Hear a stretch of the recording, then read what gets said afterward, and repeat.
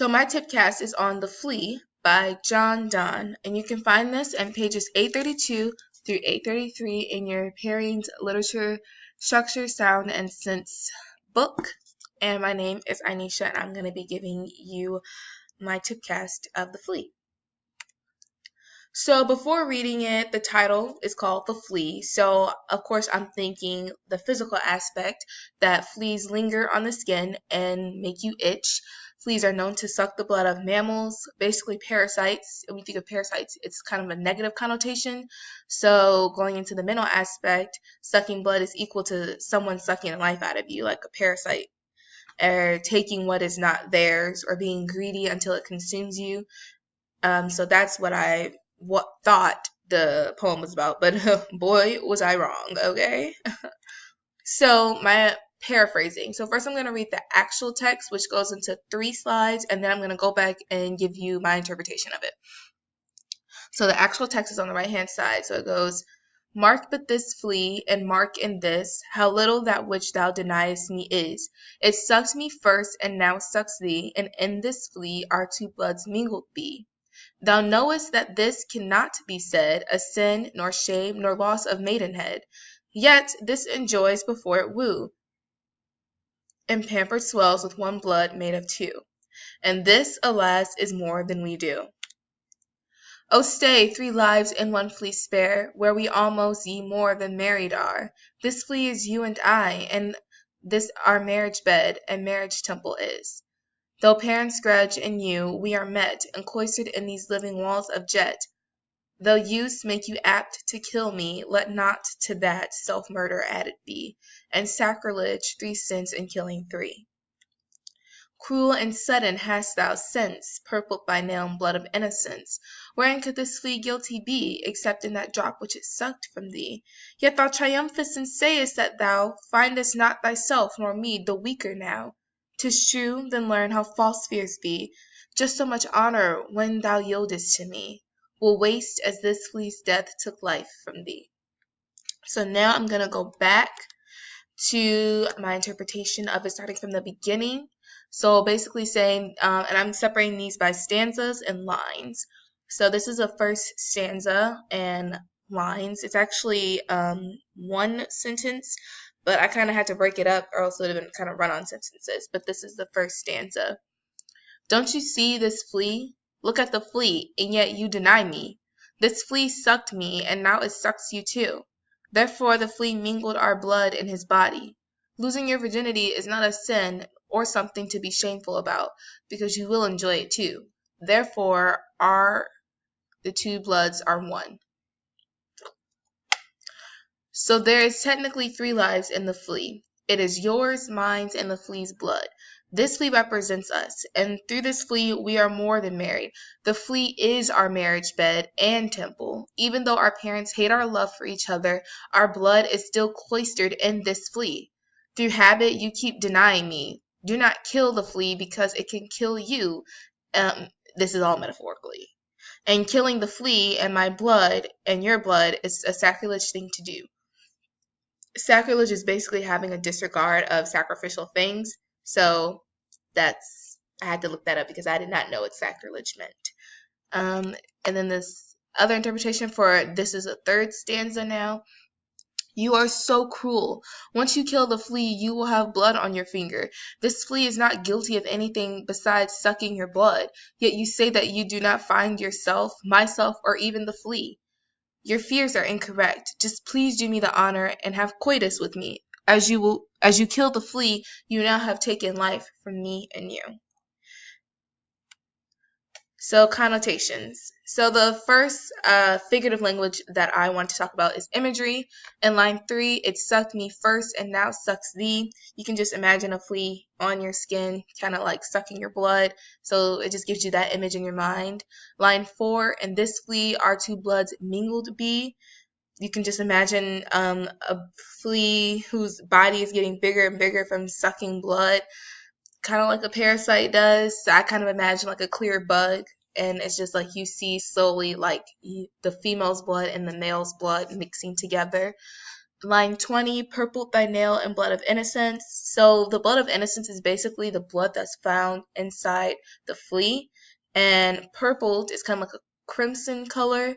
And it's basically saying that it's like this deep, rich purple from her nail trying to like her nail was trying to pick off the flea and got a little blood on her nail. And you kind of imagine a person trying to pick off a flea and getting blood on their nail. Another connotation is personification. This flea is you and I, and a flea obviously can't be human, but in this case, it's representing a person, representing two people actually. And then in line 21, wherein could this flea guilty be? Giving human characteristics. Fleas can't really be guilty of things because that's a human characteristic. So saying how could this flea be guilty is basically like saying like this flea has done something, and that gives it human characteristics because you can say like this human has done something, this human is guilty of something. So it just gives another case of personification. Symbolism in line 4, and in this flea are two bloods mingled. Be basically you when this kind of is like metaphorically like when you have sex, you are one. You were two beings, but now you're one being. So it kind of symbolizes that even though they didn't really have sex yet or ever, through the flea, they did have sex in quotation marks. And it's symbol that they are now one. And then in line 7, yet this enjoys before it woo, is basically saying even the flea enjoys sucking blood, and kind of represents how like the flea enjoys sucking blood until like it can't suck anymore. It's just the same thing as like how men and women love having sex until they can't have sex anymore. And then in line 10, oh stay, 3 lives and 1 flea spare. I was actually confused by this, so I had to ask you about it. And so basically it means that the 3 lives and 1 flea is basically the flea, the man, and the woman. And he's basically pleading with her, saying like, no, this flea has 3 lives in it. So it symbolizes basically the man and the woman and their love for each other. And yeah. Line 27, will waste as this flea's death took life from thee. So this one is kind of talking about how the woman is kind of like in process of killing the flea by taking the flea off the skin, and from this flea's death both the man and the woman essentially die, not physically but metaphorically, because their love or their sex through the flea has the flea's dead, so therefore the blood that was intermingled inside the flea is no use now, it's also dead.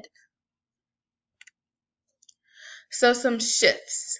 So in line 10, it seems that he is almost begging her not to kill the flea. He says, oh, stay, 3 lives and 1 flea spare. He's basically saying, hey, that's not only the flea that you're killing, you're also killing, you were to kill me and you.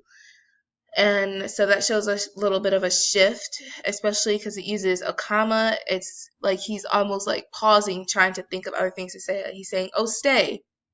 3 lives and 1 flea spare. Like he's purposely putting commas there because he wants her to like hone in on like stop, basically.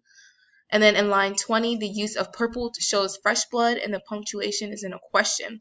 It shows that this fresh blood from the flea is now gone, much like his chances of having sex with her is. So line 20 says, purple thy nail and blood of innocence, basically saying like this blood of innocence is from the flea, from intermingling her blood and his blood, and then this purple, this deep rich color is now being seen and shown through, and so therefore it's kind of representing that it's like his last plea with her, and he's in like almost disbelief. So that's why I believe it's in a question form, because he's asking it as a question, because he wants there to be a chance that he can have sex with her.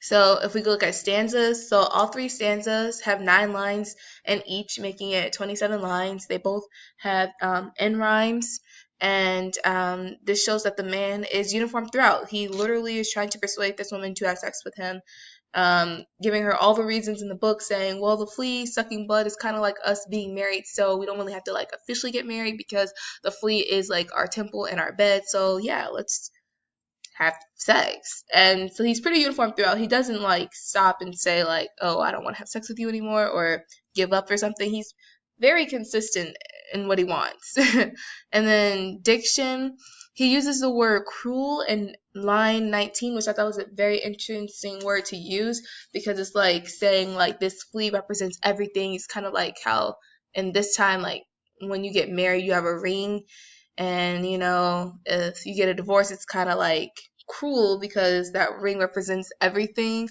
And so the fact that he's holding this little tiny flea and saying how she wants to kill this flea is like cruel of her to do, which I found was very interesting. So he uses strong words like that to convey like, no, like this is serious. Like I'm telling you, it is fine to have sex with me. And then the word purpled in line 20, like I told before, purpled means crimsoned, which is like a really deep, rich purple. And I thought this was a very interesting word to use because he could have just said like something much simpler. Instead he used it like purpled as like the noun, saying like this deep, rich color is now like being gone, like it's a loss of innocence. Key words he uses is yet in the last stanza. It's in line 23. And he says, yet thou triumphest and sayest that thou. He's like, and yet, like, he's trying to give her all the pleas in the world.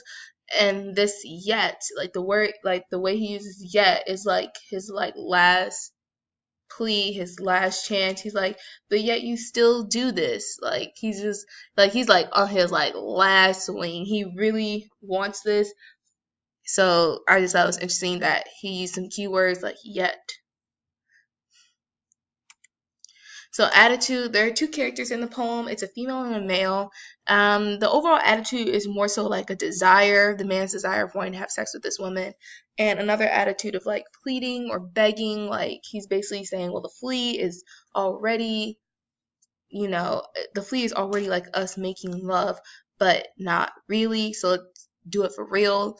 It represents themselves, like the flea is how it represents them. So this is like the overall attitude really is just desire and pleading and begging is what you kind of get from it. Not like begging in a sense of like I can't live without you, but just like insistent. Like he's very insistive. Is that a word? Insistent? I don't know. You know what I mean. He's very he really wants it. He's very persuasive is the word, persuasive. And then the title revisited. So new insight is the poem is more than a flea. The flea symbolizes lust, rather sexual desires. People want the desire of love, but actually wants all the seduction aspect of it. So yeah, I was wrong with what I thought it was. I really thought it was going to be about something like draining the life out of you, and it wasn't. So boy, was I wrong. Yeah. And then lastly, the theme, the flea represents selfish desires and lusts. It can represent both males and females. Fleas jump from person to person until they get what they want, which is the blood.